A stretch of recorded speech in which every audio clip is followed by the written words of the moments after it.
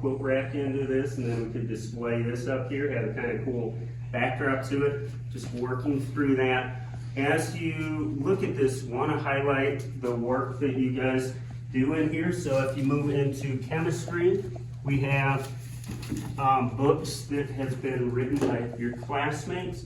Want to take that, tie that into what they're going to be doing. Okay, maybe go down to the elementary school. We'll do some workshops with them. You can read them the book. They made these down at the elementary level, which is really cool. So we got superhero books, we got alphabet books, we got biographies. This one I think I was flipping through the other day. It gives you the story behind how this got organized in the periodic table. It tells you how they ended up designing this based on a card game. It was actually a card game that he was playing over other books. You guys, I'd love to see able to access in here. On the side of it, okay, we have different brochures that you guys will make if you move into chemistry in the future, telling something unique. Every year you guys do these type of things, I'm learning something new about the elements. So really is a cool thing to be able to look at together. Now moving into each one of the boxes here, we have metals that I'm filling this up with, other elements I'm filling this up with. Some of these I have access to, but I don't have the shielding for it at this point, so I'm not going to bring in the uranium. They used to put it into bowls. They called it Fiestaware. It's radioactive, so I want leaded glass or something if I do that. We do a really cool lab in chemistry too. We do something called anodizing the titanium. So you can take this metal that's really strong, really lightweight. I'll pass that around. Feels pretty light. And depending on what voltage we have, that titanium is going to give you purple, green, blue, gold, yellow, pink, all different kinds of colors. Real simple solution, so it's just running electrical current along with baking soda, along with water, so really simple to make that. Okay, some of the other boxes in here, take a look at zinc. Pass this around. You can feel this is a really lightweight, flexible metal. It is important for your cells to have and to help you to fight disease. It can be put into your house on the roof to kill off funguses. We talked about different kingdoms, so if fungus, mold starts growing on the roof, you can kill that stuff off. Over here, remember gallium, looking at that spoon that disappeared. I have this right here. It does start to kind of stain your skin gray, so I put it in the bag here. But that's real soft metal, so you guys can interact with these metals here. We have the element tin, and this I switched around with silicone earlier today. Here is tin. This is used to line pots and pans, kind of get a sense of the weight. If they're copper, they're made of copper, the tin is going to be put into that, and the reason they're going to use that is the copper would leach into your food, and then it would be too much and it would be kind of dangerous. Phosphorus is what you're finding in matches. I didn't really feel like putting very flammable stuff into a box all of wood for some reason. Sulfur is something, well, I'll show you at some point. This has, it makes what's called ghost flames. So if you take this, you set it on fire, and you can't see the flame from that. You turn the lights off, it's gonna be this really almost like ghostly purplish color, and then it disappears with it consuming about every single thing. So you don't see trace of that left over when it's finished.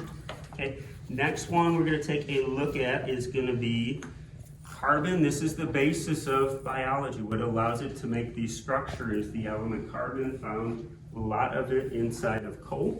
Oops, sorry. Okay. As I told you guys a little bit earlier in the year, when we get to, let's see, carbon.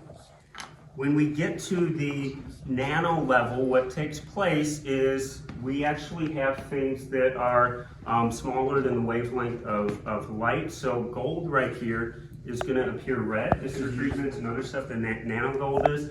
And I could take that, run it through a real fine filter, and you have a thin layer of gold over the top of it. I've done that before. Going along with that is a metal that is going to kill off bacteria. It's embedded into fabric, socks. It's something people sometimes take if they want to, like an older treatment. They used to actually put silver coins into milk jugs, and it would keep it from spoiling longer, because it would kill off bacteria inside of there. Okay. So as we move into the noble gases, okay, I'll tell you my dream for what's going to come up in the noble gases. So you have, okay, a few of these right here. Someone. Did she break it? Someone wanted to use something for me with fingernails, not One time I stole coal from West Virginia. Oh. What? That's the state park, which is okay. Just go from the corner. It's illegal to steal coal from Good job, Foreman. Okay, so I'll hit the lights in a second, but these obviously are not gases. I took highlighters to represent colors that you would see when the noble gases get exposed to electricity. So if I could get little vacuum tubes with that noble gas inside, that would be a route I would love to go on this, but you could see these fluoresce when it gets dark in here, and that's how to work with those. Okay, let's move on to some of the other things in here. Okay. Couple other things to see on the periodic table is that the area right next to gold is going to be starting what's known as the prisoner's corridor. These are some of the deadliest elements, and right smack in the middle of these things, so here's an elixir that a Chinese emperor who started the Great Wall had used. He thought he was going to get some type of long-lasting life from this. Didn't do so good for him. So mercury used to be used in different medicines, and they just found out that was making people's teeth fall out. Thallium, super toxic. We move into lead, which I have samples of that will be making their way in. And yet in the middle of this is one that is safe, and it's used in a lot of other stuff. And we've worked with bismuth before, but pass that one around for you guys to take a look at. Couple other things to notice. Okay, what number do you guys see right here? 56. Okay, you guys, the rest of you see that? What number do we have over here? 72. Okay, so we get 50 here. The reason is the table is made so that you're dropping down. Okay, this is indicating you're going to drop down to a group here called the rare earth. They go into magnets. This one repels sharks right here. Into computers and electronics. Then you're going to move back up from 71 down to 72. You're going to move all the way across to 86. Okay, 87, 88. What's right here? Okay. Then you're going to move down to 88, all the way across to 103. Make your way over to the end of it. I'll show you a couple things with these. So I'm going to take the lightest and the heaviest one here.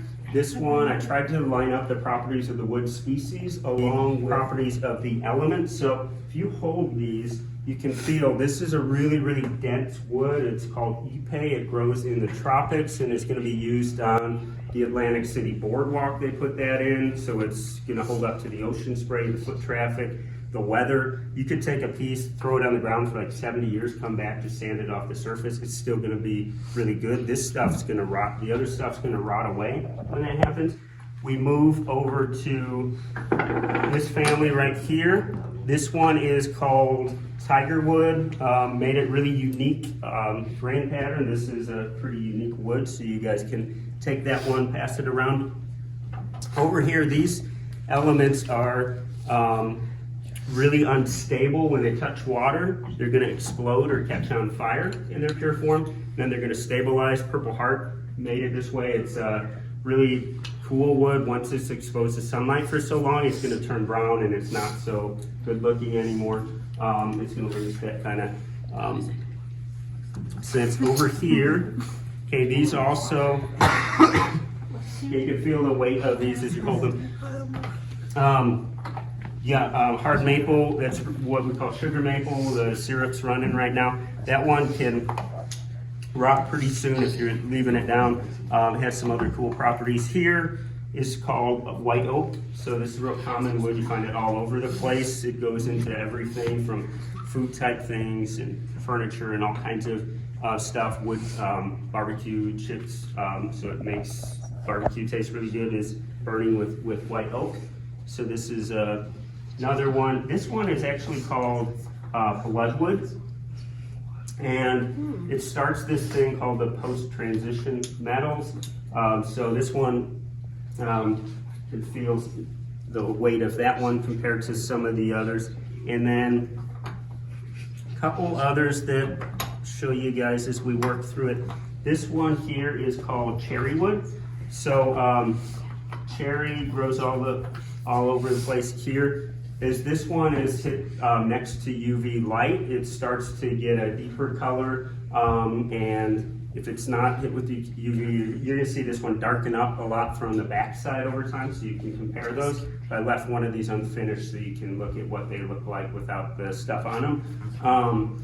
So this one's called the metalloids, because sometimes they're acting like metals, sometimes they act like non-metals. You take silicon, the real famous one of the metalloids, that sometimes is going to be acting where it's carrying electrical currents. Other times it's going to be acting different than that, so they can use it in the computer chips and then be able to do stuff with it there. I showed you poplar.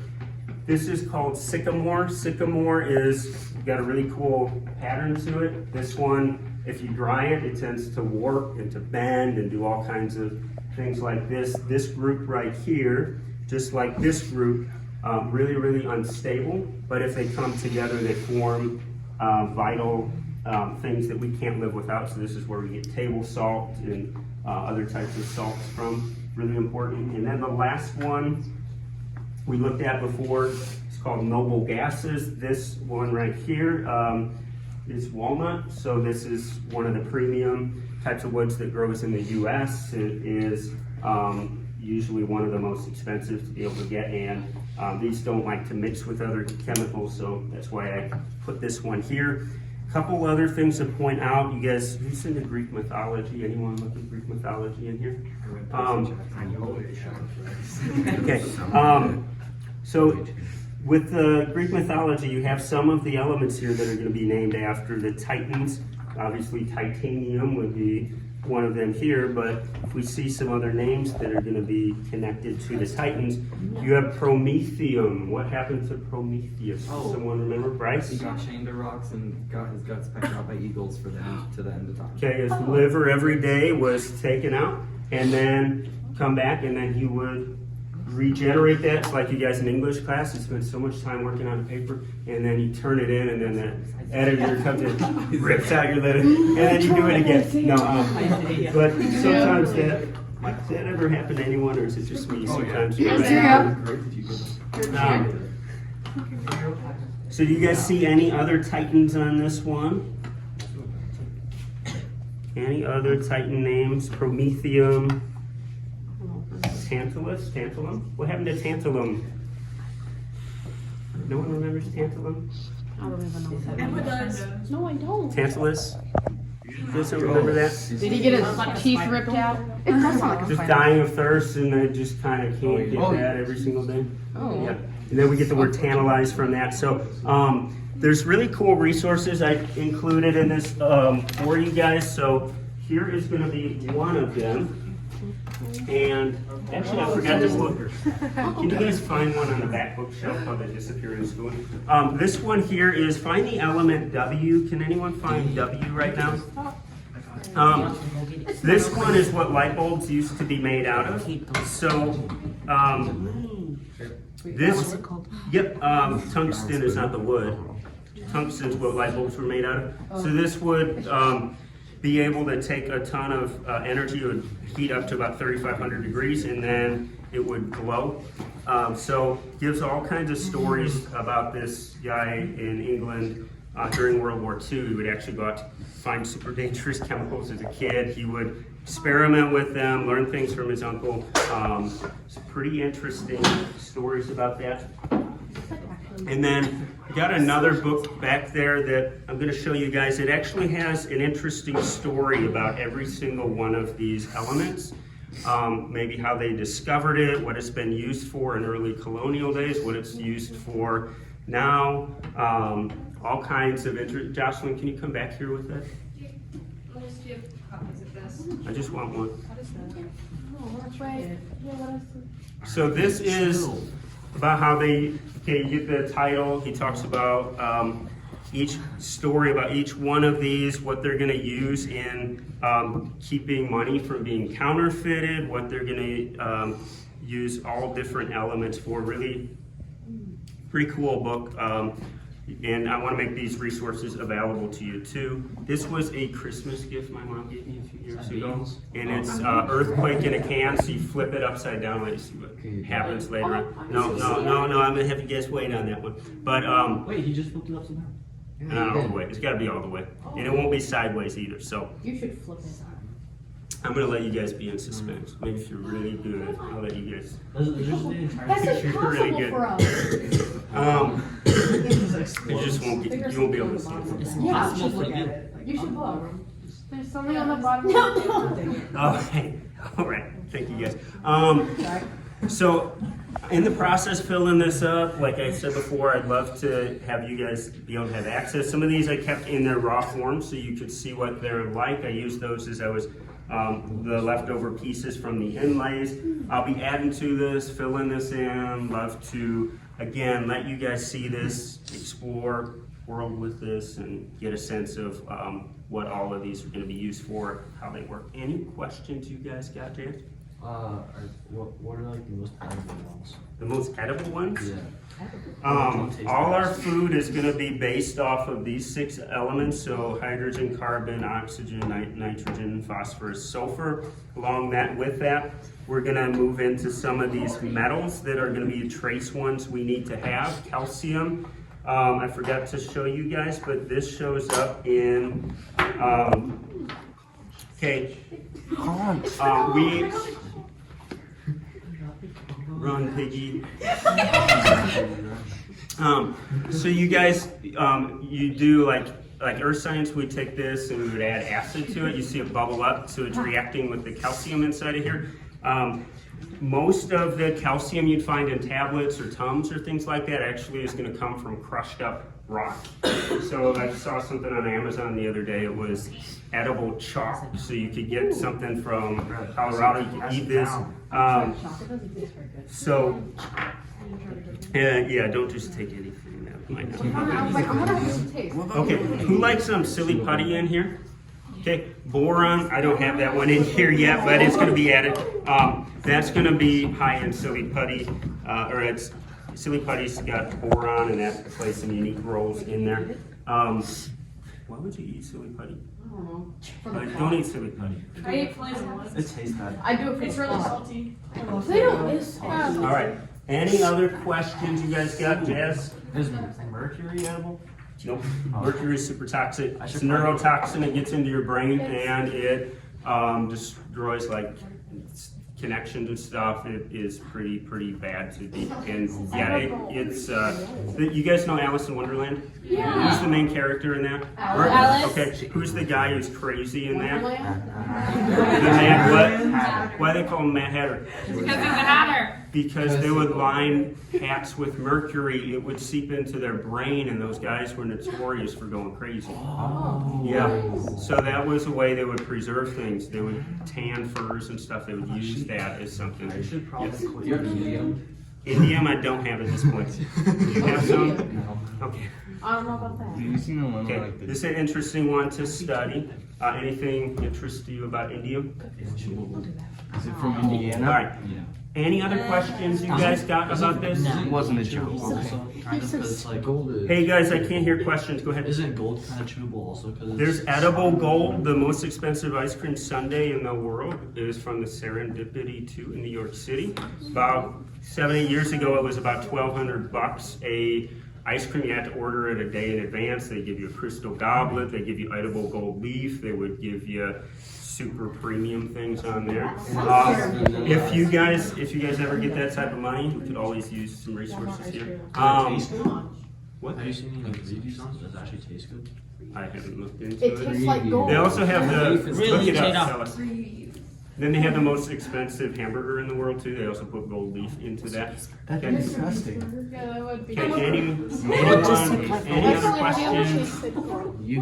Have you ever had a Mr. Exactly. All right, guys. Thank you. Go ahead and have a seat.